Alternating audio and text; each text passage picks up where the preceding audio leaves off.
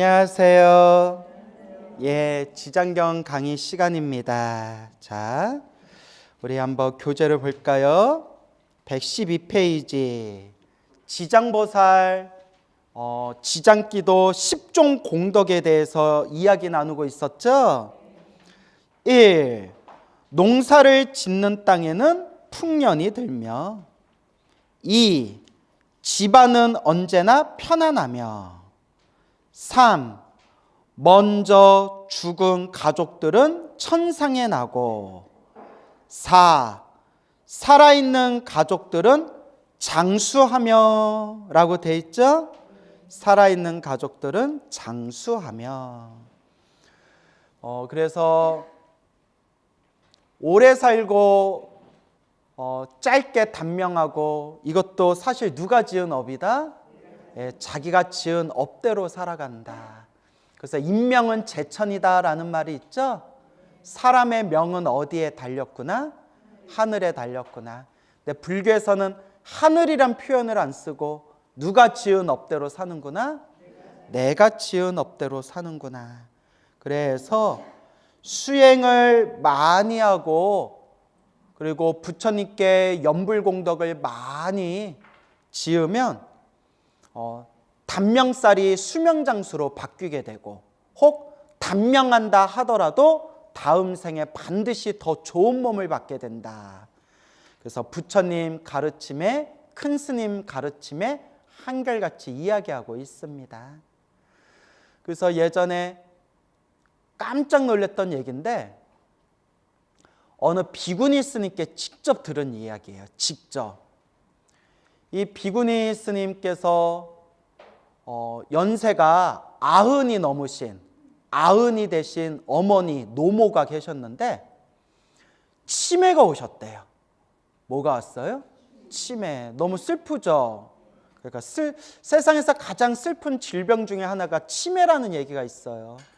가장 사랑했던 가족 얼굴도 못 알아보잖아요. 근데 또 희한한 게 뭐냐면 그렇게 치매 걸리신 분이 막내 아들만 찾더래요.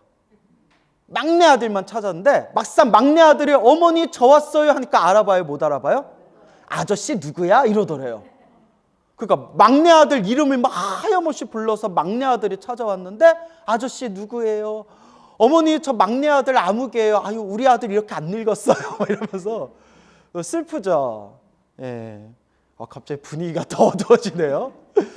자, 그래서 어머님이 치매가 오셨는데 그 비구니 스님이 시간 날 때마다 하염없이 나무아미탑을 연부를 하셨대요.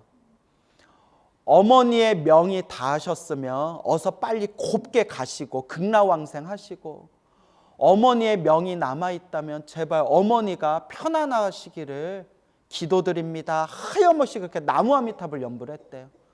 저야 어머니 건강하고 편안하게 해주세요. 명이 다 하신 거라면 그냥 곱게 아주 좋은 곳으로 가게 해주시고 아직 명이 남아있다면 건강하고 편안하게 해주세요. 하염없이 몇 날 며칠 몇 개월 동안을 나무아미탑을 간절하게 기도를 하셨는데 꿈을 꿨대요. 생생한 꿈을 꿨는데 꿈에서도 나무아미탑을 연부를 했대요. 꿈에서도 나무아미탑을 연부를 하는데 머리가 근질근질하더래요. 머리가 뭐가 기어다닌 것처럼 근질근질해서 뭐지 하고 이렇게 머리를 이렇게 털었는데 그 우리 여름에 그 작고 새까만 그 초파리 같은 벌레 있죠. 벌레가 후두두두 떨어지더래요. 꿈에서. 어머 이게 뭐야 해가지고 막 머리를 막 털어도 머리에서 벌레가 후두두두 떨어져서 벌레가 다 떨어질 때까지 머리를 다 털었대요. 그러니까 바닥에 죽은 벌레가 가득하더래요. 그래서 그 벌레를 빗자루로 벌레를 쓸어 담아서 밖에다가 딱 버리면서 잠에서 딱 깼대요. 그 꿈을 꾸고 나서 신기할 정도로 어머니 치매 증상이 점점 호전되더니 정상으로 돌아오셨대요. 참 별일이 다 있죠. 제가 요 얘기를 책으로 봤어도 이걸 믿어야 되나 싶을 수도 있는데 그 비구니 스님이 직접 얘기해 주신 거예요. 그 비구니 스님, 그 사제가 되는 스님이 우리 스님이 겪으신 거라고 이거 꼭 스님한테 알려드리고 싶다고 하면서 저한테 직접 전화를 하셔가지고 저한테 직접 전해주신 거예요. 참 희한하죠. 대답도 없고. 네, 그래요. 자, 그리고 예전에 어느 선원에서 제가 공부할 때 같이 공부했던 어느 스님께, 선방에서 같이 공부한 스님께 차 마시면서 직접 들었던 얘기인데, 어머니가 몸이 너무 아프셨대요. 너무 아프셔서 몇 날 며칠 동안, 몇 달 동안 병석에 누워서 끙끙 앓고 있으니까 살아있는 사람도 애간장이 타는 거예요. 그죠? 그러니까 여러분, 이런 말이 굉장히 죄송스럽고 이게 함부로 내뱉으면 안 되는 얘기인 줄은 알지만, 갈 때가 됐을 때 곱게 빨리 가는 것도 복이에요. 그죠? 예, 솔직히 말하면 어른들 그러시잖아요. 죽을 때 살아있는 가족들 걱정 끼치지 않고 죽을 때 그냥 곱게 편안하게 가는 게 꿈이다. 이런 노인분들 얘기 많이 들었어요. 그죠, 여러분? 저희 아버지도 그래요. 저희 아버지도 아침마다 법당에 올라가셔서 부처님한테 촉히고 삼배 올리면서, 부처님 나 죽을 때 광우 스님 고생시키지 않고 그냥 자다가 꾹 하고 죽게 해달라고 그렇게 발언하신대요. 그러니까 그 부모 마음인가 봐요. 근데 몇 날 며칠만 몇 달 동안 병석에 누워 있으니까 막 간병하는 가족들도 힘들어하고 했을 때 요 스님이 법당에 가서 불전에다가 부처님께 공양을 올리고 간절하게 염불 했대요. 어머니 명이 남아 계시며 어서 건강 쾌차하시고, 어머니 명이 다 하신 거라면 어서 빨리 곱게 좋은 곳으로 가게 해달라고. 아픈 분도 힘들고 살아있는 사람들도 힘들고, 부처님 어머니 명이 남아있다면 어서 건강 쾌차하게 해주시고, 어머님이 명이 다 하신 거라면 어서 그냥 곱게 좋은 곳으로 가게 해주십시오. 다 기도를 올렸는데 그 다음 날인가 형제한테 전화가 왔대요. 어머니가 편안히 눈 감으셨다고. 참 희한하죠? 그죠? 참 희한하죠. 자, 그래서 살아있는 가족들은 장수하며, 명이 남아있다면 건강 쾌차하옵기를 바라고 수명장수하옵기를 바라오며, 명이 다 하신 거라면 어서 곱게 더 좋은 곳으로 영가천도하여지이다, 극락왕생하여지이다, 이렇게 우리가 발언하고 축원하면서 기도하는 겁니다. 그렇죠? 여러분, 염불을 많이 하셔야 돼요. 뭐 해야 돼요? 염불을 많이 하셔야 돼요. 그거 항상 발언하세요. 연세 드셨을수록 저 갈 때 어떻게 가게 해주세요? 예, 염불하면서 곱게 가게 해주세요. 항상 이렇게 기도하셔야 돼요. 그래서 제가 너무 좋아하는 큰 스님 법문 중에 스스로 천도하는 불자가 됩시다. 너무 멋있죠? 나 죽은 뒤에 자손들이 나 천도시켜주기를 바라지 말고, 나 천도제 지내주기를 바라지 말고, 누가 천도하는 불자가 됩시다? 내가 스스로 천도하는 불자가 됩시다. 스스로 천도하고 싶은 분들은 과일을 많이 먹어야 돼요. 무슨 과일? 아유, 눈치도 빨라. 천도복숭아. 네, 천도복숭아. 아우, 나 복숭아 싫어하는데. 이러시면. 자, 웃자간 얘기예요. 자, 그래서 살아있는 가족들은 장수하며, 다섯 번째, 구하는 바가 뜻대로 이루어지며 라고 돼 있죠. 그래서 우리 기도하다 보면 소원 성취하신 분들이 많아요. 소원 성취하신 분들이 참 많아요.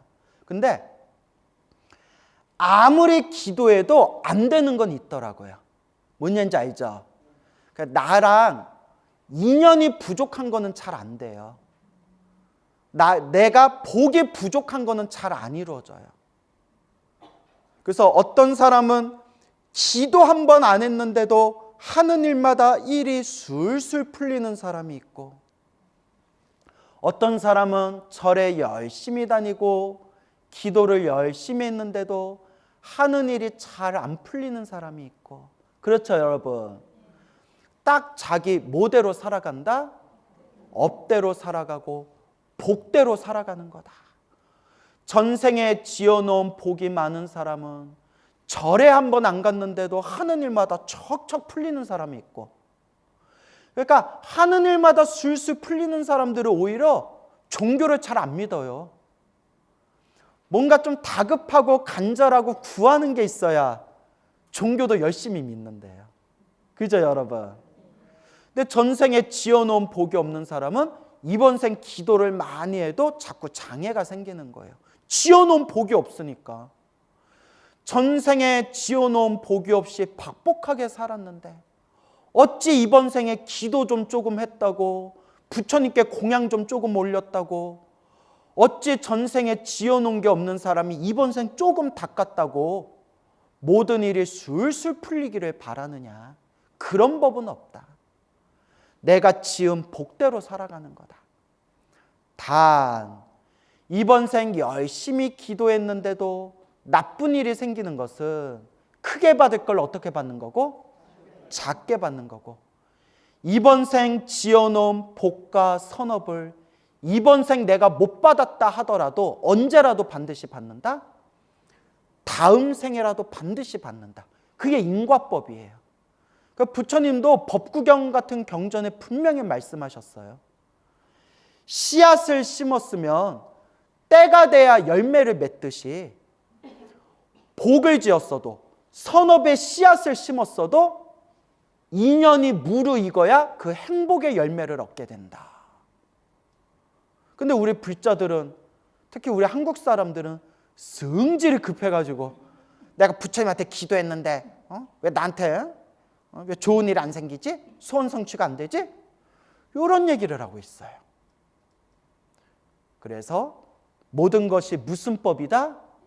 그렇죠. 인연법이다. 항상 복을 짓고 선업을 짓고 공덕을 닦으면서 무엇이 무르익어야 된다? 인연이 무르익어야 돼요.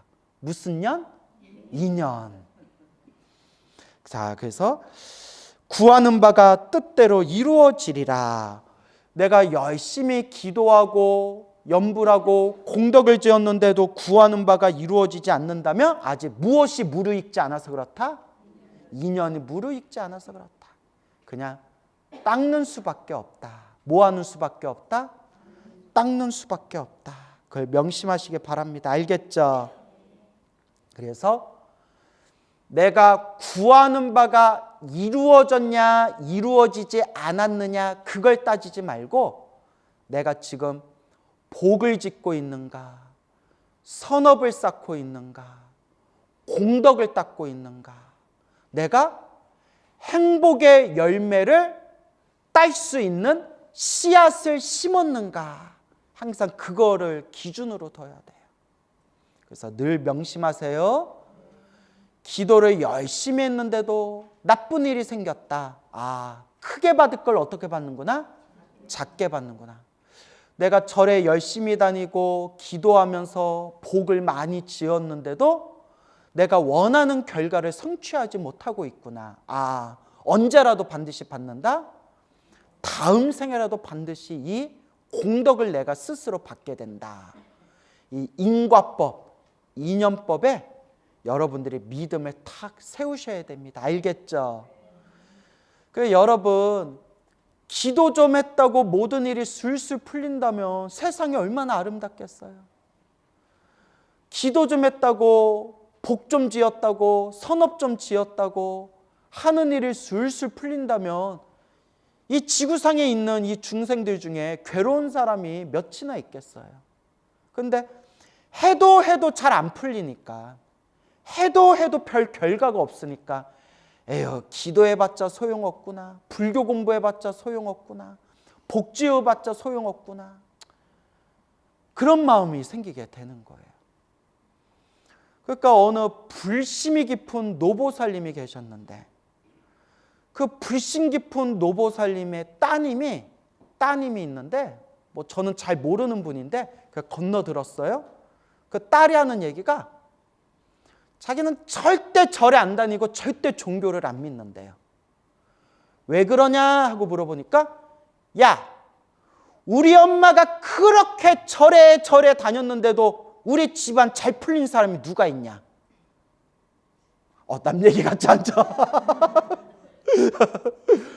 우리 엄마가 그렇게 평생 절에 다녔는데도 잘 된 게 뭐가 있냐고. 절에도 돈만 퍼줬지. 그래서 절에 다녀봤자 아무 소용없다는 거예요. 근데 심정적으로는 그 마음이 이해가요.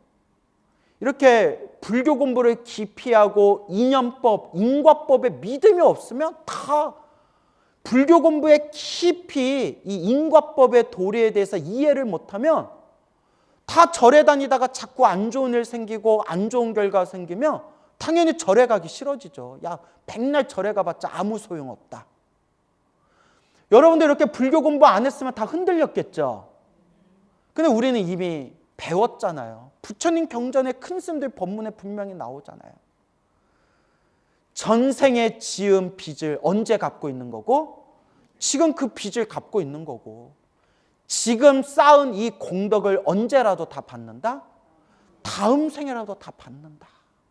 이 인과법. 그래서 삼세 인과. 과거, 현재, 미래로 자기 업의 인연이 쫙 펼쳐지는 거예요. 스님, 우리 어머니가 평생 절에 다니고 부처님께 공양 올리고 기도했는데도 왜 이렇게 우리 집안 살아가는 게 힘듭니까? 전생에 지독하게 큰 업보를 지은 사람들끼리 이번 생에 가족으로 모인 겁니다. 이번 생에 가족으로 모여서 그 업보를 지금 받고 있는 겁니다. 근데 어머님이 또 이번 생에 열심히 부처님께 공양 올리고 기도 열심히 하셨으니 그 공덕을 이번 생에는 전생에 지은 그 빚을 이번 생에 갚고 이번 생에 지은 공덕은 또 언제 받는 겁니다? 다음 생에 그거 다 받는 겁니다. 이건 제 얘기가 아닙니다. 팔만대장경에 다 나오는 말씀입니다. 무슨 말인지 알겠죠? 그래서 부처님의 고향인 카필라국 석가족의 그 수많은 석가족의 사람들이 우리 석가족에서 석가모니 부처님이 출연하셨다 그 자부심을 가지고 그렇게 선업을 짓고 공덕을 많이 닦았는데도 석가족이 멸망하는 걸 막았어요? 못 막았어요? 못 막았어요. 석가족이 그렇게 복을 많이 줬대요. 우리 석가족에서 부처님이 출연하셨다고 석가족에서 수많은 젊은 청년들이 머리 깎고 출가해서 깨달음을 얻은 성자 아라한이 되었고 석가족의 수많은 사람들이 그렇게 부처님과 깨달음을 얻으신 스님들과 수행하는 스님들께 그렇게 공양을 올리고 복을 지었는데도 석가족이 멸망하는 걸 못 막았어요. 이것만 보면 뭐하러 부처님을 믿어요? 그렇게 복을 많이 지었는데도 석가족이 멸망해버렸는데. 그러니까 그것만 보면 우리가 불교를 믿을 수가 없다니까요. 근데 석가족이 멸망한 것도 누구의 업이었다?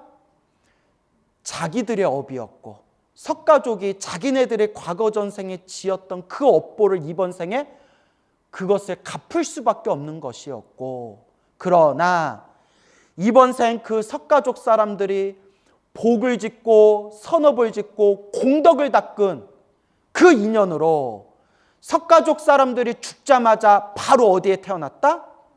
하늘세계 천상의 신들로 태어났다. 이게 팔만대장경에 수없이 많이 나와요. 이 내용이. 그래서 이번 생만 보면 된다 안 된다. 그래서 과거, 현재, 미래, 전생, 현생, 미래생 이 인연법의 흐름을 우리가 항상 마음으로 항상 되새기고 비추어 봐야 돼요. 그래서 이번 생만 보지 말아라. 지금 이번 생 내가 받고 있는 이 업의 결과가 전생부터 지었던 나의 업의 인연법이고, 이번 생 내가 또 닦고 있는 게 다음 생에 내가 받게 될 업의 인연법이다. 이번 생만 보지 말아라. 이거는 광우 스님 말이 아니라 어디에 나오는 말씀이다? 팔만대장경 다 나오는 말씀이에요. 저는 경전에 없는 얘기 함부로 안 해요. 아시겠죠? 그래요. 그러니까 흔들리면 된다, 안 된다? 안 된다. 흔들리면 된다? 안 된다. 그러니까 어떻게 해야 된다? 그냥 닦을 뿐이다. 뭐 할 뿐이다? 닦을 뿐이다. 아시겠죠? 그래서 내가 열심히 절에 다니고 기도했는데 구하는 바가 이루어지지 않았다고 해서 슬퍼하거나 노여워할 필요가 있다, 없다? 없다. 다 누가 지은 업의 인연법이다? 내가 지은 업의 인연법이니 지금 닦을 뿐이다. 저도 인생 살다 보면 좀 원망스러운 사람이 있을까요, 없을까요? 정말 대웅전에 묻어버리고 싶은 그런 사람들이 있을 수도 있어요. 있을 수도 있는데 내가 그때 그 사람 만나가지고 내가 마음고생한 거 생각하면 아구구구 진짜 그냥 내가 아주 그냥 이런 생각이 날 수도 있지만, 정말 불교 공부를 제대로 하고 연불 하고 기도하다 보면 원망하는 마음이 어떻게 돼요? 점점 사라져요. 에휴, 저런 사람 만난 것도 누구 업이구나? 내 업이구나. 그래서 제가 실제로 어느 불심이 깊은 불자님께 들은 얘기인데, 30대까지만 하더라도 평소에 부모님을 원망했대요. 뭔가 부모님에 대한 아쉬움이 많았나 봐요. 부모님을 너무 원망을 많이 했는데 딱 광우 스님 법문 듣고 부모님에 대한 원망이 싹 사라졌대요. 내가 나를 이렇게 힘들게 한 우리 부모님을 만난 것도 누구 업이었구나? 내 업이고 이번 생에 내가 닦을 수밖에 없겠구나. 근데 법문 듣고 그런 마음이 생겼다는 것 자체가 그 사람이 뭐가 있는 거예요? 성근이 있는 거예요. 성근이 없는 사람은 아무리 좋은 얘기를 해주고 부처님 가르침을 전해줘도 한 귀로 듣고 한 귀로 흘려요. 관심이 없어요. 근데 스님들 법문을 듣고 부처님 가르침을 공부하고 다 내가 지은 업의 인연이구나. 그러니 이번 생 내가 잘 닦아야 되겠구나 라는 마음을 낼 수 있다는 것 자체가 그래도 성근이 있다는 거예요. 여러분이 그래도 이렇게 시간을 쪼개서 이 자리에 모여서 부처님의 가르침을 공부하려고 마음을 내는 것 자체가 뭐가 있다는 거예요? 성근이 있다는 거예요. 들어도 또 까먹고 들어도 잊어도 뭐가 있다는 거예요? 성근이 있다는 거예요.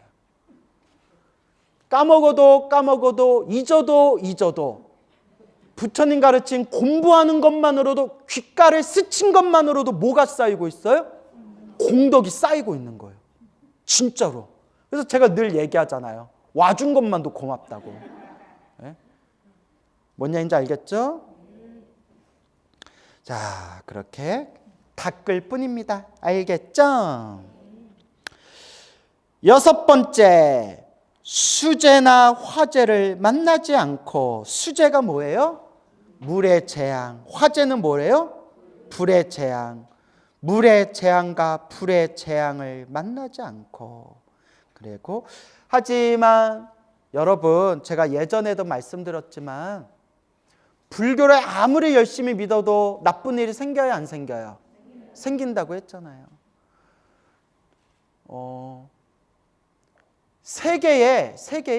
세계에서 불교 국가 중에서 내가 수행까지는 모르겠지만 제가 감히 스님들의 수행을 함부로 제가 판단할 수는 없잖아요. 겉으로 보일지망정, 겉으로 보이는 모습만 봤을 때 계율을 가장 깔끔하게 지키는 불교 국가 나라가 대만인 것 같아요. 대만. 그래서 이제 우스갯소리인데 대만 불교의 스님들과 신도들은 한국 불교 스님들을 좀 무시한대요. 너무 막 산다고. 우리 입장에서 기분 나쁘죠. 근데 대만에 유학 갔다 온 스님들 얘기 들어보고 저도 대만에 이제 송광사 유런에 있을 때 대만에 이제 졸업 여행 다 다녀보고 대만에서 활동하고 있는 스님들과 불자들의 모습을 보고 딱 감탄을 했어요.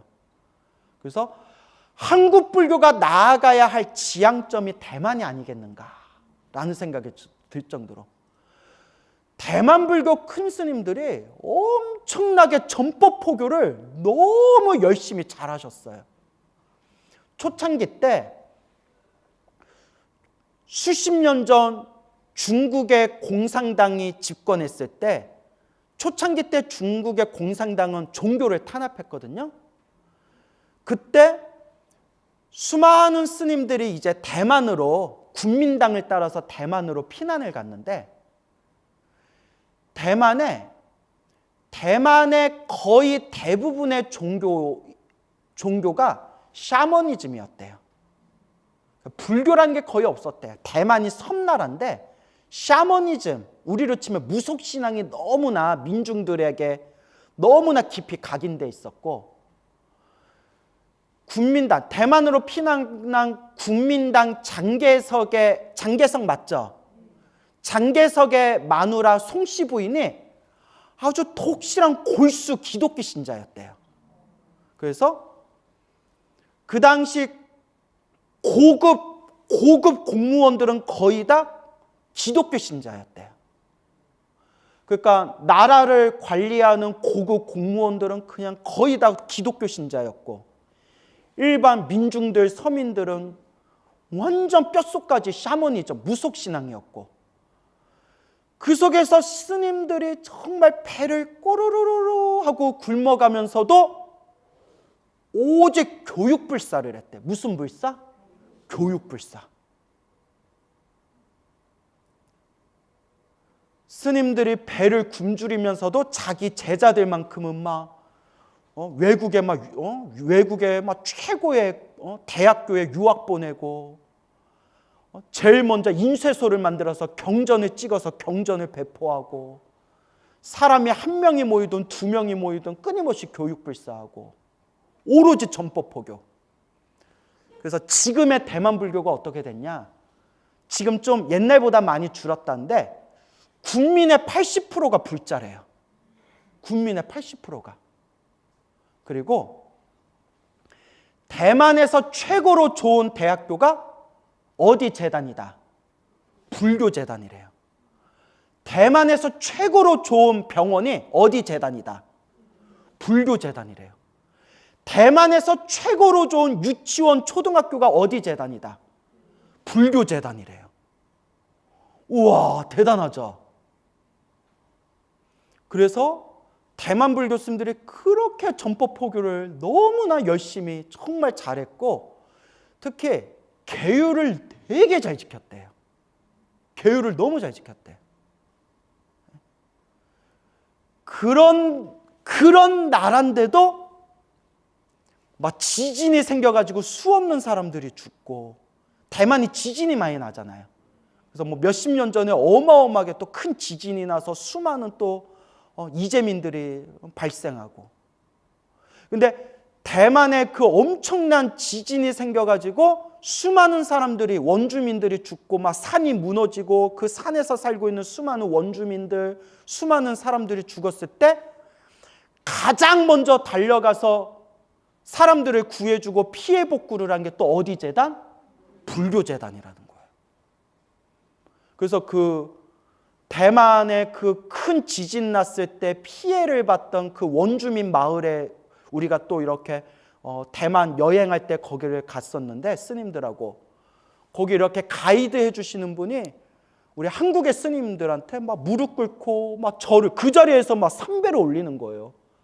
그리고 막 눈가에 눈물이 그렁그렁하면서 부처님께 감사합니다. 집들이 좋아요. 우리 여기 지진 나서 집 다 무너졌을 때 불교 재단의 스님들과 신도들과 불자들이 다 이렇게 성금을 모아서 이 집들을 다 지어준 겁니다. 하면서 막 자기 집 구경시켜주면서 자기 집에다 딱 불상 모셔놓고 거기서 자기 매일 기도 올린다고. 참 대단하죠. 그래서 우리가 우리 한국 불교가 가야 할 롤모델이 있다면 어디 불교다? 대만 불교다. 이런 얘기하면 너무 좀 죄송스러운데 절대 따라가면 안 되는 불교가 일본 불교다. 일본 불교는 이제 뭐 일본 불교만의 좀 아픔이 있어요. 아픔이 있는데 지금 일본 불교도 불자가 너무 줄어들어가지고 이거 해외 토픽에도 나온 거예요. 몇 년 전에 해외 토픽에도 나왔는데 스님들이 이러다 우리 절 굶어 죽겠다. 우리나라로 치면 저 조계사 봉은사 같은 절 있죠. 그런 유명한 절인데 너무 운영이 안 돼가지고 사찰을 카페로 개방을 했대요. 너무 운영이 안 돼서. 그리고 어떤 스님들은 너무 절에 신도가 안 와가지고 해외 토픽에 나온 거예요. 스님들이 칵테일 바를 운영한대요. 칵테일 타주면서 인생 상담해 주는 거. 너무 신도들이 줄어가지고 그런 얘기들을 하더라고요. 해외 토픽에도 나온 거예요. 근데 일본에도 종파가 많아가지고 계율을 아주 잘 지키는 종파도 있고 그냥 스님들이 가정생활하면서 절에 갈 때 집에서 출퇴근하면서 출근해서는 승복으로 갈아입고 퇴근할 때는 양복으로 갈아입는 그런 종파도 있대요. 그래서 우리가 만약에 우리 한국 불교가 롤모델로 삼아야 되는 게 어느 국가고? 대만 불교고. 저기 따라가면 큰일 난다 하는 게 어디고? 일본 불교고. 근데 일본 불교를 다 무시하는 거 아니에요? 일본 불교도 굉장히 놀라운 장점이 있어요. 근데 이제 지금 좀 일본 불교도 많이 좀 흐트러졌나 봐요. 그래서 또 제 얘기를 하나만 듣지는 마시고 다 장단점이 있는데. 근데 제가 얘기하고 싶은 게 대만 불교에서 그렇게 스님들이 열심히 계율을 지키고 스님들이 연불도 많이 하고 그렇게 불자들이 많은 국가인데도 엄청난 사상자가 생긴 지진이 나고 그랬잖아요. 그죠? 그러니까 불교를 믿어도 나쁜 일이 생기기는 생긴다. 그 얘기하고 싶은 거예요. 알겠죠? 그래서 수재나 화재를 만나지 않고 라고 돼 있지만 또 인생 살다 보면 불교를 열심히 믿는 나라라 하더라도 나쁜 일이 생긴다 안 생긴다? 생긴다. 근데 그것도 누구 업이다? 자기들 업이다. 석가족이 그렇게 석가모니 부처님을 믿고 의지했지만 나라가 멸망하는 걸 막을 수 없었듯이 참 그래서 이 업보라는 게 무섭다. 업보라는 게 무섭다. 근데 이제 이런 얘기를 들었어요. 1950년대 중공군이 티베트를 침공해가지고 티베트의 달라이라마가 이제 인도로 망명을 갔는데 인도에서 달라이라마한테 땅을 줬어요. 여기에 티베트 피난민들이 여기서 살아라. 거기에 지금 이제 남인도 다람살라예요. 땅을 줬는데 근데 중요한 게 아니라 임대한 거래. 임대. 빌려준 거래요. 빌려줬는데 당연히 좋은 땅을 줬겠어요? 후진 땅을 줬겠어요? 저도 이제 책에서 봤는데 되게 안 좋은 땅을 줬대요. 그러니까 거저줘도 되는 땅. 근데 당연하죠. 인도에서도 그 티베트 달라이라마와 수많은 망명자들이 오는데 서울 여의도, 서울 강남 이런 데 줄 수는 없잖아요. 그래서 사람이 잘 안 사는 인도에서도 그냥 있어도 그만 없어도 그만 그런 땅을 줬나 봐요. 근데 그 땅에 평상시에 천재지변이 많은 땅이었대요. 천재지변이. 막 비가 와서 막 난리가 나고 막 여름에 너무 뜨거워서 열사병이 생기고 막 그런 천재지변이 많은 땅이었는데 티베트 불교는 밀교잖아요. 그렇죠?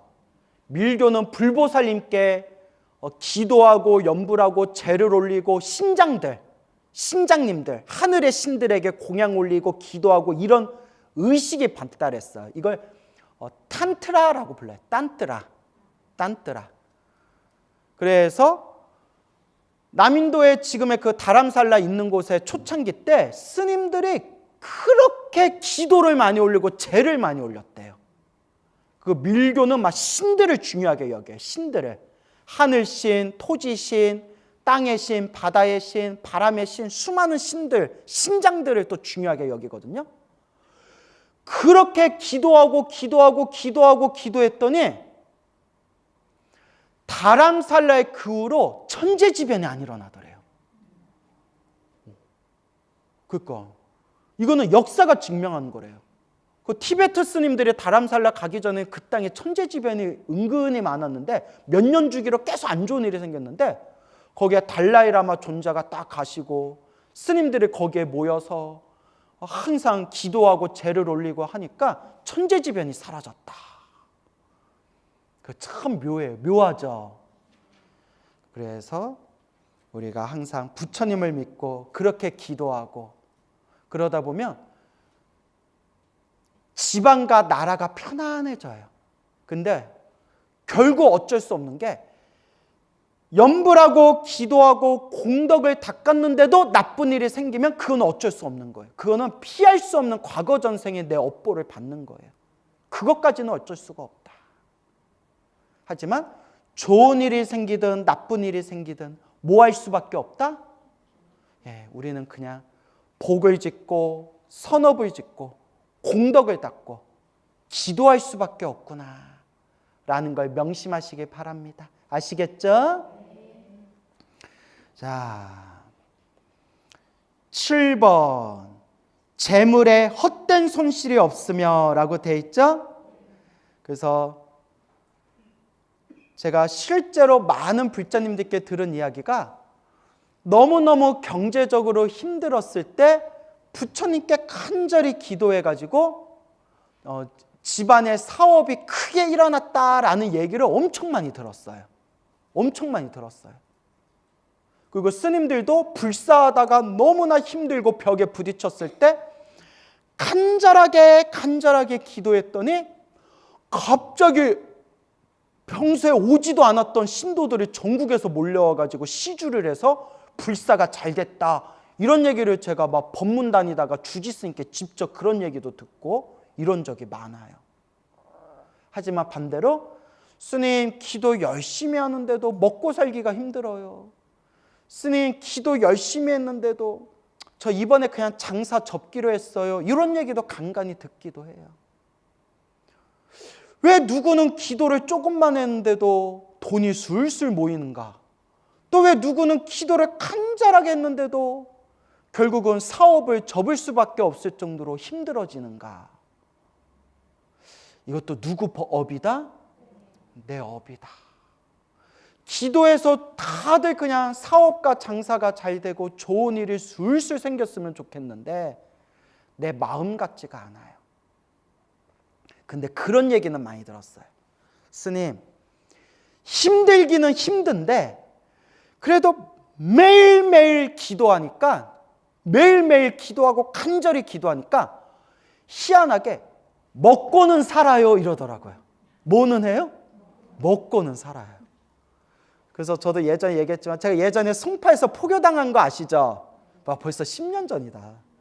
그때 제가 한 달에 막 수백만 원이 유지비로 나가니까 월세도 내야 되고 뭐도 해야 되고 뭐 공과금도 내야 되고 뭐 몇백만 원씩 나가는 거예요. 희한해요. 막 숨만 쉬어도 돈이 나가요. 희한하죠? 나 아무것도 안 했는데도 숨만 쉬어도 돈이 나가요. 믿을 게 뭐밖에 없어요? 부처님. 그때 막 시간 낼 때마다 그냥 금강경 독송하고 나무아미탑을 연불하고 금강경 독송하고 나무아미탑을 연불하고 또 방에 혼자 있을 때도 막 마음이 불안하니까 다음 달에 어떡하냐, 다음 달에 어떻게 버티냐. 그러니까 그 방에 혼자 앉아 있을 때도 나무아미탑을 부처님 나 어떡해요. 희한하게 공과금 낼 때쯤이면 매달 말일에 어떻게든 돈이 들어오는 거예요. 희한해요. 어떻게든 들어와요. 이야, 희한해요. 진짜 내가 체험했어요. 우리 아버지 말 맞다나 큰 스님들 말 맞다나 목탁 소리만 안 끊기면 먹고는 산다. 쌀은 안 떨어진다. 그 옛날 큰 스님들의 하늘의 제석천이 밤에 몰래 와서 쌀독에 쌀을 붓고 가신다. 이런 얘기를 큰 스님들한테 여러 번 들었거든요. 부처님 감사합니다. 이번 달도 버텼습니다. 하면서 부처님한테 부처님 조금만 더 도와주시면 조금만 더 도와주시면 나 목구멍 좀 열릴 것 같은데 어떻게 애누리 없이 딱 그 달 쓸 것만 도와주시냐. 이렇게 막 이제. 그러니까 신도들도 그래요. 기도하니까 어떻게든 도와주시는 그 힘이 느껴진대요. 어떻게든 도와주시는. 그렇게 결국 우리가 힘들고 괴로울 때 의지할 건 뭐밖에 없다? 부처님밖에 없다. 어느 거사님이 계셨는데 이제 오래전 얘기죠. 오래전 얘기인데 공장을 했는데 자그맣게 중소기업 공장을 했는데 얼마나 돈을 많이 벌었는지 야 이대로 우리 서울 한복판에 이러다가 우리 건물 세우는 거 아니냐 할 정도로 돈이 술술 들어왔대. 일이 엄청 잘 됐대요. 그러다 IMF가 터져서 IMF 직격탄을 받아가지고 쫄딱 망했대요. 그러니까 쫄딱 망했대요. 정말 그냥 죽으려고 했대요. 얼마나 막막한지 죽으려고 했대요. 그때 실제로 그냥 허망하게 세상 떠나신 분들 많죠. 얼마나 막막했겠어요. 아우, 이런 얘기하기도 슬프네요. 나무아미타불. 애들 때문에 버텼대. 애들 때문에. 애들 아니었으면 자기들 그냥 죽었을지도 모른다고. 평생 읽어놓은 게 다 그냥 물거품이 돼버리고 온갖 그냥 엄청난 빚을 져버렸으니까. 계속 일이 잘 될 줄 알고 좀 무리를 했나 봐요. 뭐 어음 같은 거 있잖아요. 그런 거 하고 돌리고 하다가. 그래서 결론만 말씀드리면 그 거사님이 다시 이제 밑바닥에서 시작을 하는데 그 와중에 새벽마다 거사님이 새벽마다 새벽 일찍 일어나서 제일 먼저 어디에 갔을까요? 절에 가서 새벽 아침 동안 매일 1000배를 했대요. 매일 1000배를 하고 출근을 했대요. 여러분 이해가 돼요? 안 돼요? 야, 저도 그렇게 못해요. 직장 생활이 얼마나 힘들어요. 밑바닥에서 다시 시작하는데 새벽 아침에 일어나면 절에 가서 딱 1000배하고 출근을 했대요. 1000배하고 출근했대요. 비가 오나 눈이 오나 딱 3년 1000일을 했대요. 이렇게 너무나 절박했대요. 너무나 절박했대요. 결론은 지금 잘 산다 못 산다. 지금 잘 살아요. 애들도 잘 크고 잘 살아요. 이렇게 했는데도 못 살면 이건 할 말 없어.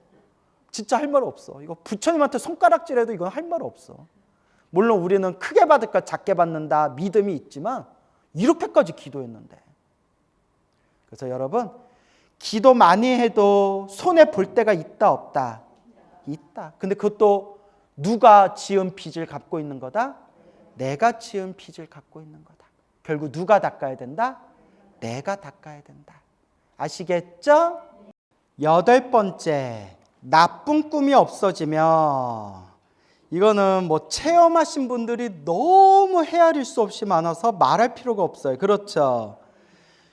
정말 기도하고 염불하면 꿈자리가 맑아져요. 다들 경험하셨죠? 분위기가 또 예? 정말 염불하고 기도하면 꿈자리가 맑아져요. 그래서 스님 제가 가위 눌리고 악몽이 심했는데 제가 부처님 가르친 공부하고 염불하면서 기도하면서 정말 꿈자리가 편안해졌습니다 라는 얘기를 헤아릴 수 없이 많이 들어가지고 그리고 왜인지는 모르겠는데 잠잘 때 재본문을 들으면 잠이 잘 온대요. 예? 내가 목소리가 졸린가?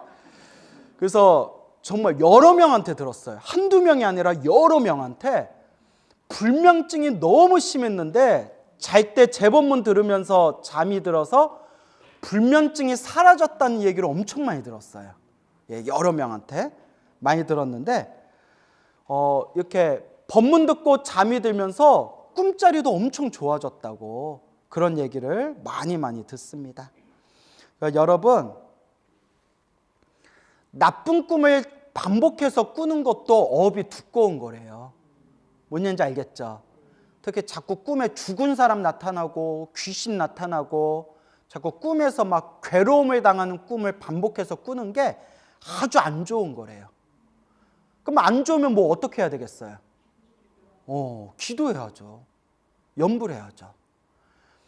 제 아시는 분인데 저는 잘 몰랐는데 저희 아버지 스님하고 잘 알던 여성 불자님이 계셨어요. 왜냐하면 저한테 먼 친척이래요.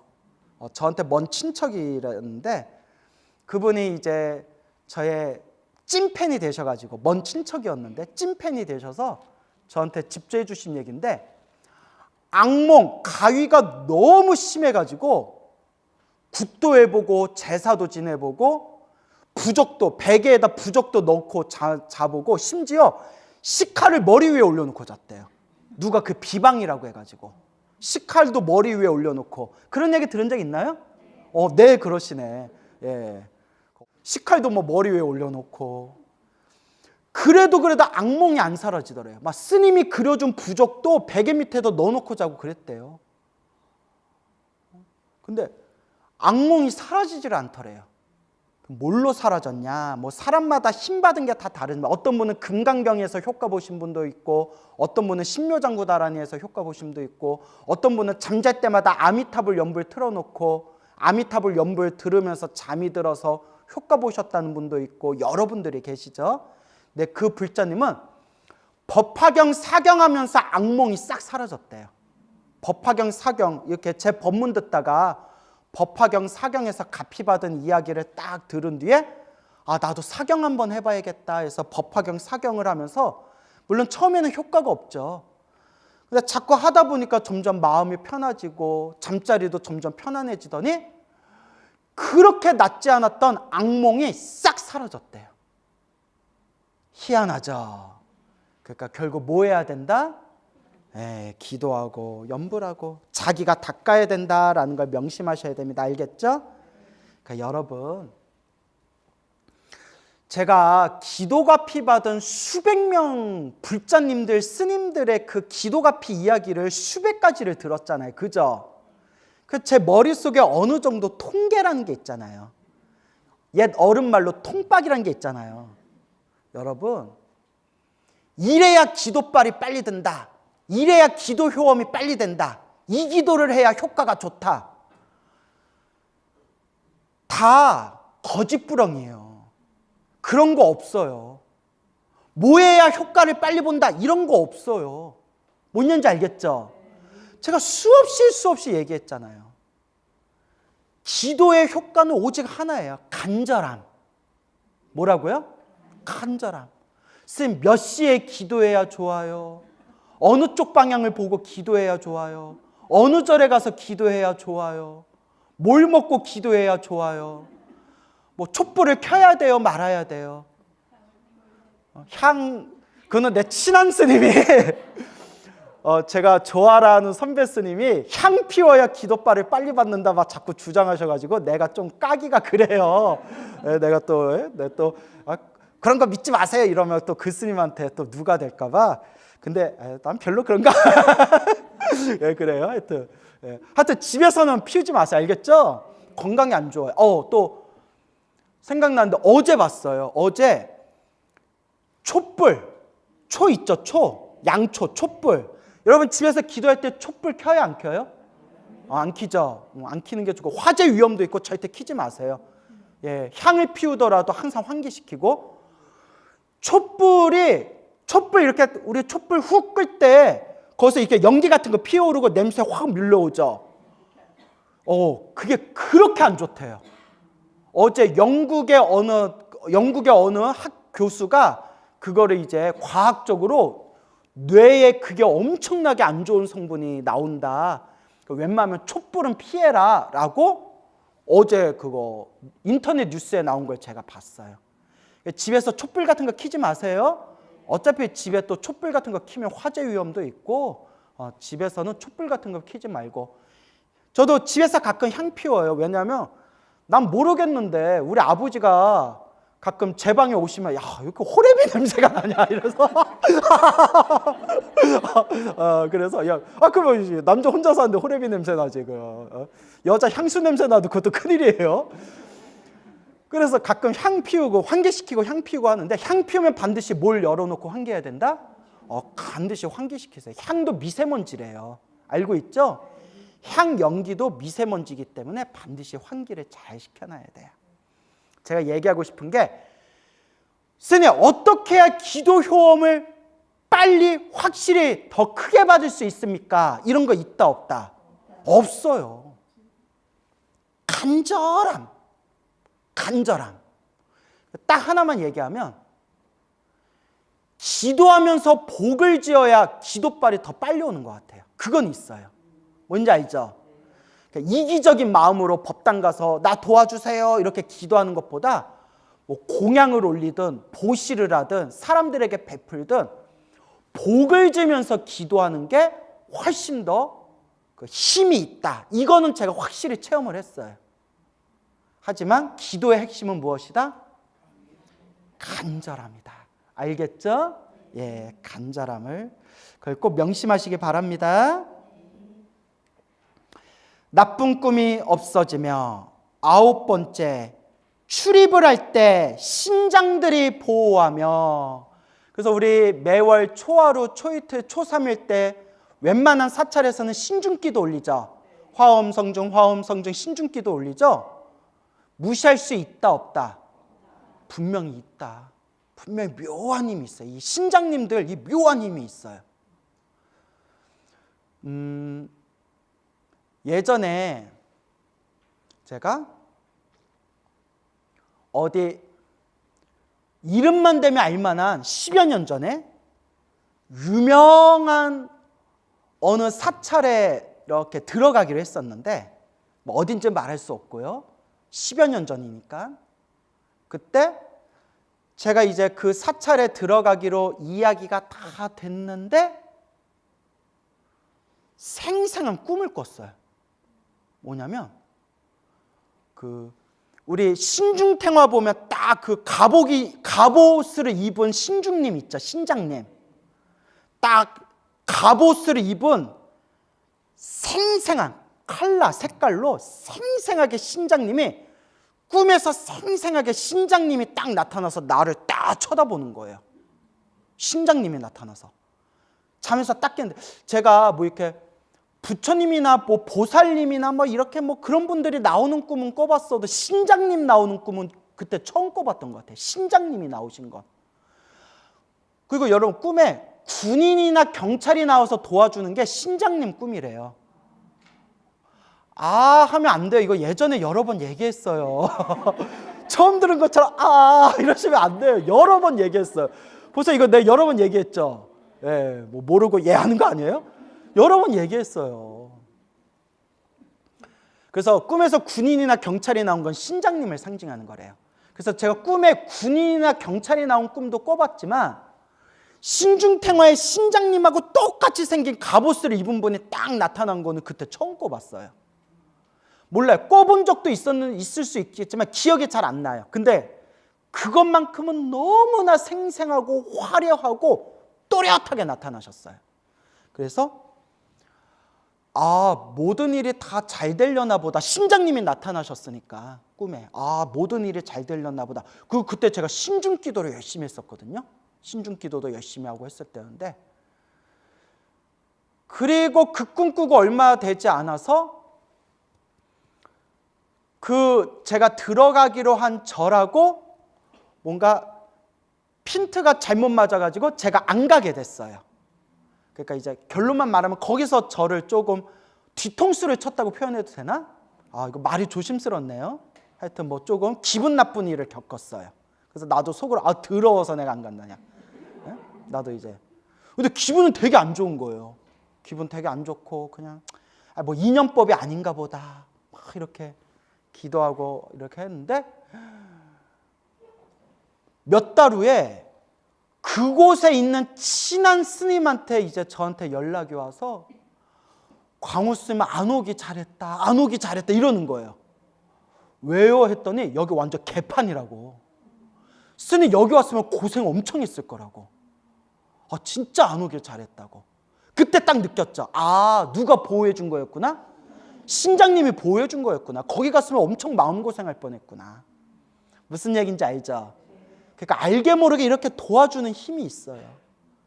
알게 모르게 도와주는 힘이 있고, 제가 이런 비슷한 법문을 했을 때 어느 젊은 신도님이 저한테 직접 해준 얘기예요. 집안이 무슨 공장을 운영하는데 큰 계약건이 있었대요. 큰 계약건이 있어서 온 가족이 기도했대요. 그거 따게 해달라고. 온 가족이 기도했대요. 온 가족이 다 절에 다니나 봐요.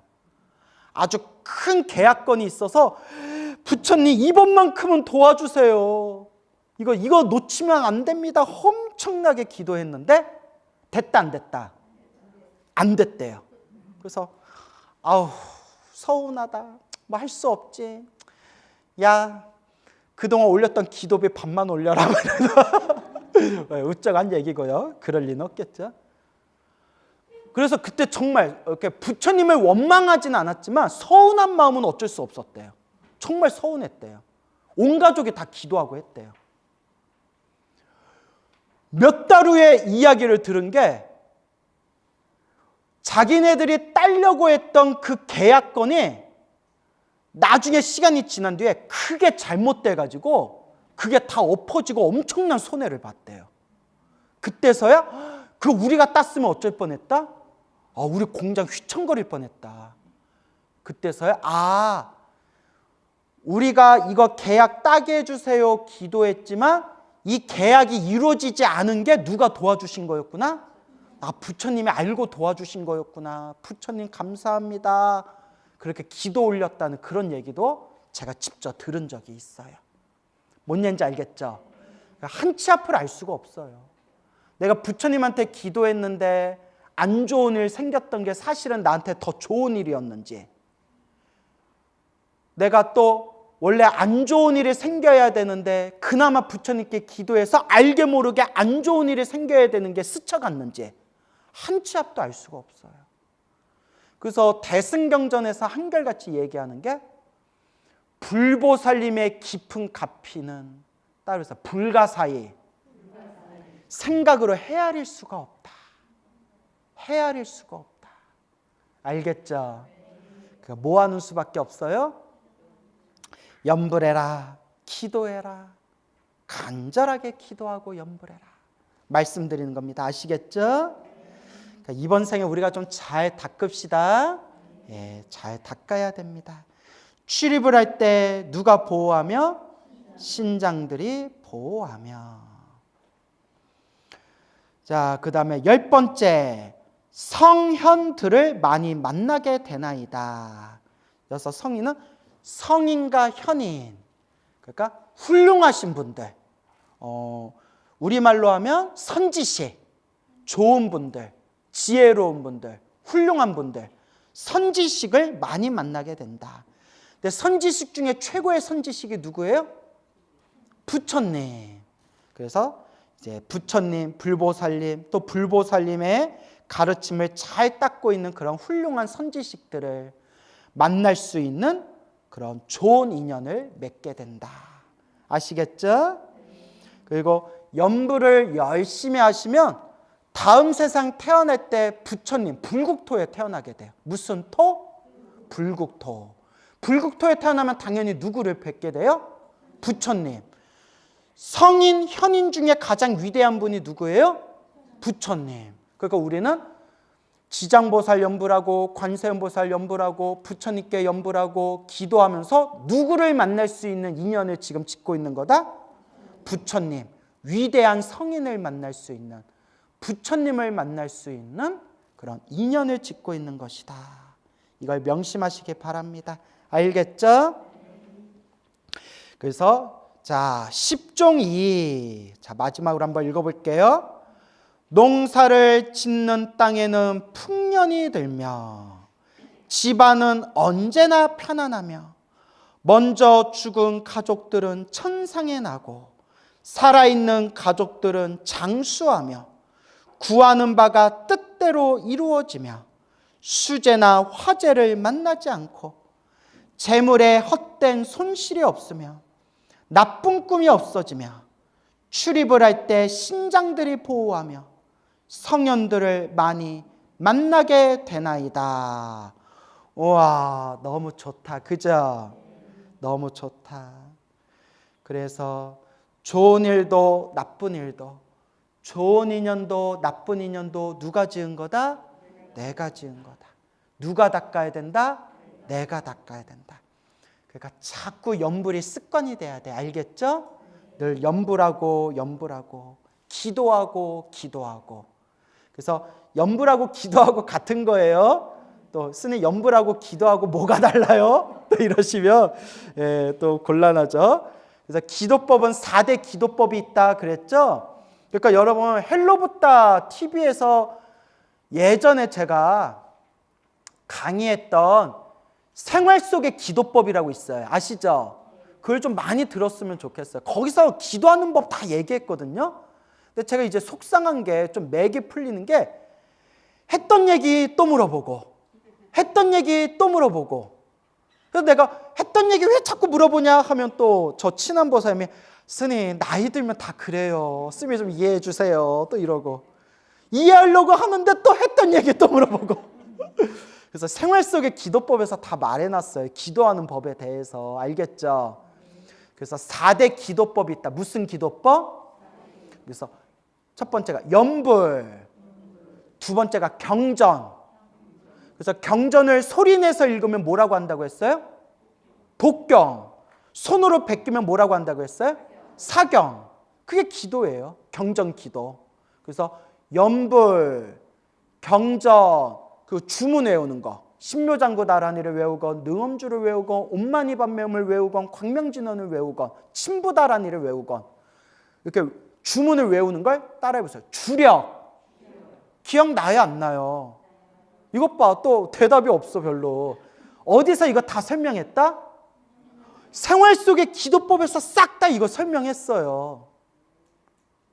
분위기가 또 우울해. 기억나시죠? 이것 봐 대답이 없어. 자, 그래서 주려, 주문 외우는 수행 주려. 그 다음에 마지막 네 번째가 뭐라고 했어요? 그렇죠. 누가 대답했다. 이렇게 답이 딱 나오면 제가 얼마나 기분이 좋아요. 절, 오체투지. 그래서 염불해라, 경전, 독경하거나 사경해라, 주문, 다란이를 외우거나 뭐 주문을 외워라. 그 다음에 네 번째가 뭐라고요? 부처님께 절, 오체투지를 올려라. 그래서 4대 기도법. 알겠죠? 그 중에 가장 쉽고 편한 게 뭐라고 했어요? 염불. 언제 어디서나 할 수 있잖아요. 그래서 또 스님 염불 소리 내서 해야 돼요? 소리 안 내도 돼요? 또 질문하면 제 마음이 어떻다? 우와, 또 어떡하냐 했던 얘기 또 물어보네.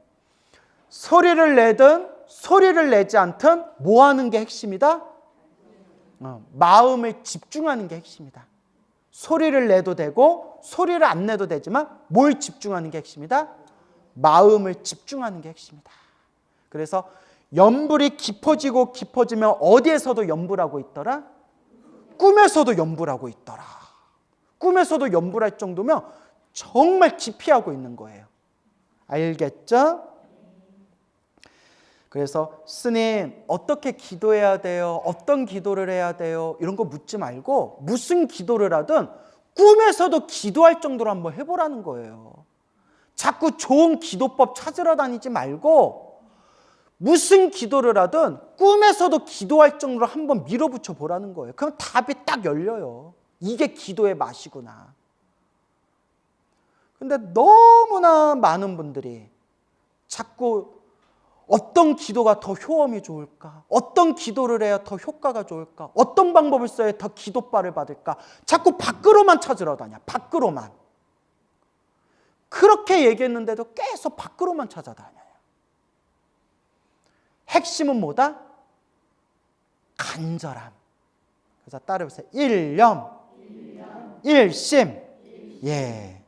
뭔 얘기인지 알죠? 그래서 예전에 어떤 노보살님이 이제 오셔가지고 이런저런 얘기하다가 보살님 기도 열심히 하고 계시죠?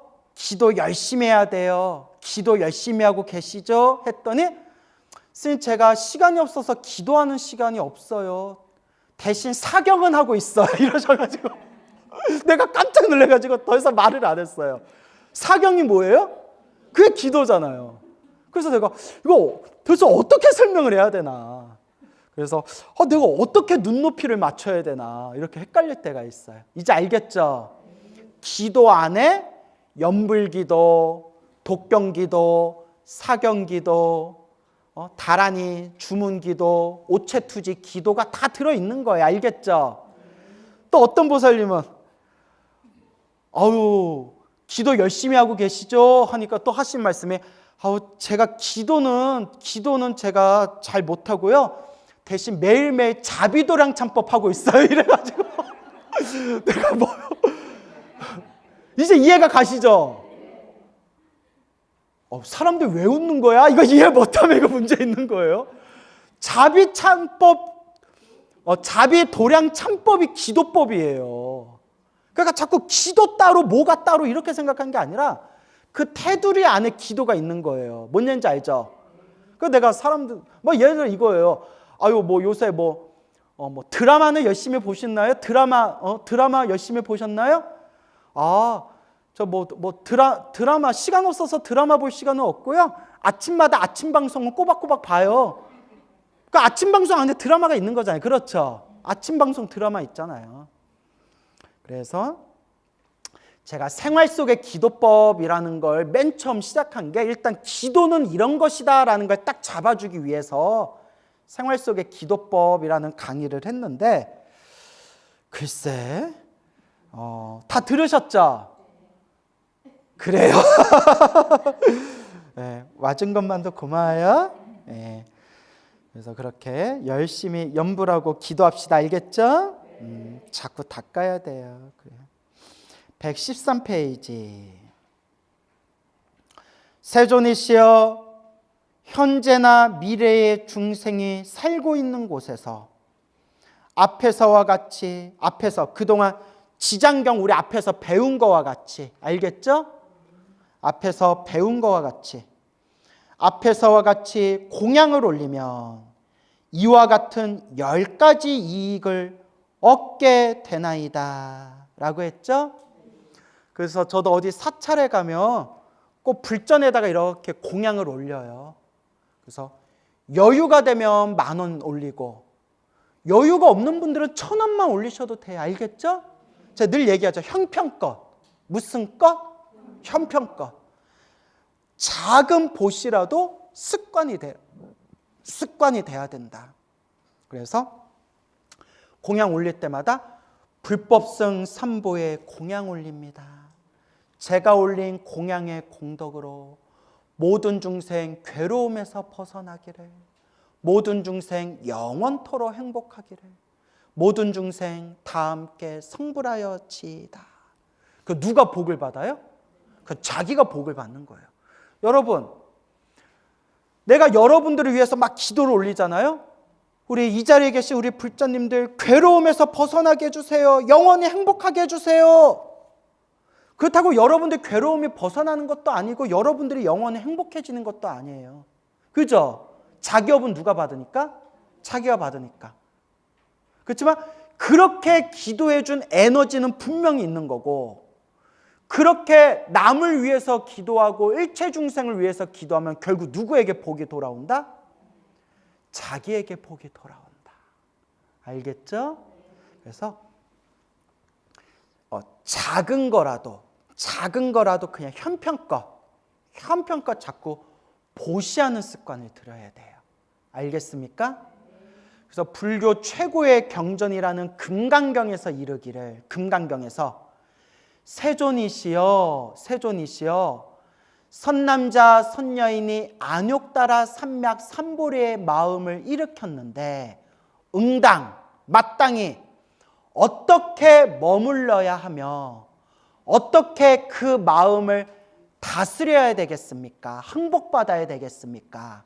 그 부처님께서 딱 하시는 말씀이 이제 모든 중생을 다 무열열반에 멸도하더라도 하나의 중생도 멸도한 바가 없다, 막 이렇게 나오죠. 그 뒷부분이 중요한 거예요. 또한 수보리여 보살은 모든 법에 대하여 응당 마땅히 머무는 바 없이 보시를 행해야 한다. 무엇을 행해야 된다? 보시를 행해야 한다. 금강경에서 어떻게 그 마음을 항복받아야겠습니까? 머무는 바 없이 보시를 행해야 한다. 금강경이 그게 딱 첫 번째 답이 나와요. 그죠 여러분? 딱 답이 나오잖아요.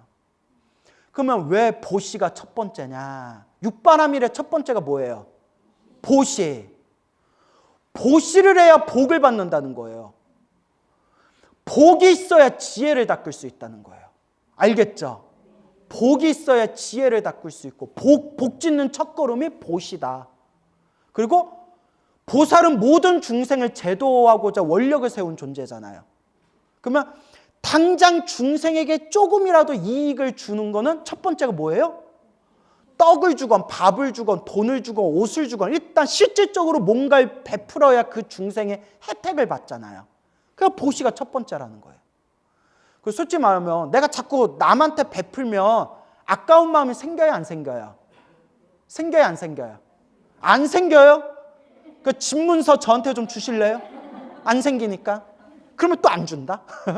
자, 우쩍한 얘기고, 자꾸 보시하다 보면 아까운 마음이 생길 수 있는데 아까운 인색한 마음을 무너뜨릴 수가 있다는 거예요. 뭔 얘기인지 알죠? 중생을 위해서, 위없는 깨달음을 위해서 저는 보시를 행하겠습니다 하고 그 아깝고 인색한 마음을 깨트리고 나중에는 어떤 경지까지 가냐? 따라해보세요. 보살초지. 보살초지는 일지보살을 뜻해요. 따라해보세요. 일지보살. 보살초지, 일지보살. 일지보살의 경지가 뭐냐? 재산, 몸뚱아리, 목숨까지 다 보시했는데도 마음에서 기쁨이 샘솟는 거래요. 그게 일지보살이에요. 그러면 지장보살은 몇 지보살? 10지보살. 정리가 되시죠? 그래서 금강경에서도 그 마음을 어떻게 항복받아야 하겠습니까? 어떻게 다스려야겠습니까? 수보리야 보살은 법에 대하여, 그러니까 모든 것에 대하여 응당 머무는 바 없이 뭐 해야 된다? 보시를 행해야 한다. 머무름 없이 보시를 행한다면 그 복덕은 생각으로 헤아릴 수가 없느니라. 그래서 육바라밀의 첫 번째 보시부터 시작하는 거예요. 근데 여러분은 아직 상이 있어요, 없어요? 여서 선생님 저는 아무 상이 없습니다 하면 이제 우리 관계 어색해지는 거예요? 그러면 아무 상이 없으면 부처님 불보살의 경지인데, 상이 있는데 아직은 우리가 부족하니까, 아직은 상이 있으니까 점점 어떻게 보시해라? 조금씩 형편껏 보시해라. 그게 보시하고 보시하고 수행하고 수행하고 복과 지혜를 닦다 보면 점점 수준이 높아져서 내 목숨까지 보시했는데도 마음이 기쁘고 마음이 즐거운, 그래서 따라해보세요. 보살초지. 따라해보세요. 보살초지를 따라해보세요. 환희지. 항상 환희, 항상 기쁨이 샘솟는 경지가 생기게 된다. 알겠죠? 참 불교가 위대하죠. 불교가 너무 위대해요. 그래서 우리 한번 잘 닦아봅시다. 세존이시여 현재나 미래의 중생이 살고 있는 곳에서 앞에서와 같이 공양을 올리면 이와 같은 10가지 이익을 얻게 되나이다. 그래서 이와 같이 10가지 이익을 얻게 되고 이 10가지 이익을 따로 해서 복을 얻는 거예요. 근데 복만 얻으면 돼요, 안 돼요? 복덕과 무엇을 닦아야 된다? 그렇죠. 그래서 따라해 보세요. 복해쌍수. 복덕과 지혜를 함께 닦아야 한다. 알겠죠? 그래서 금강경 공부하는 사람도 지장경을 반드시 읽어야 돼요. 왜냐? 금강경은 지혜의 경전이고요. 근데 지혜를 닦으려면 뭐가 있어야 된다고 했어요? 그러면 구체적으로 어떻게 복을 지어야 되는지는 어디에 나와요? 지장경의 자세에 나오잖아요. 지장경을 통해서 내가 복 짓는 방법을 배우는 거고. 근데 복만 지으면 돼요, 안 돼요? 그래서 금강경 반야바람이 지혜의 깨달음을 공부하면서 또 이제 지혜를 공부하는 거예요. 알겠죠? 그래서 복덕과 지혜를 함께 닦아야 한다라는 걸 명심하세요. 오늘 여기서 마치겠습니다. 예.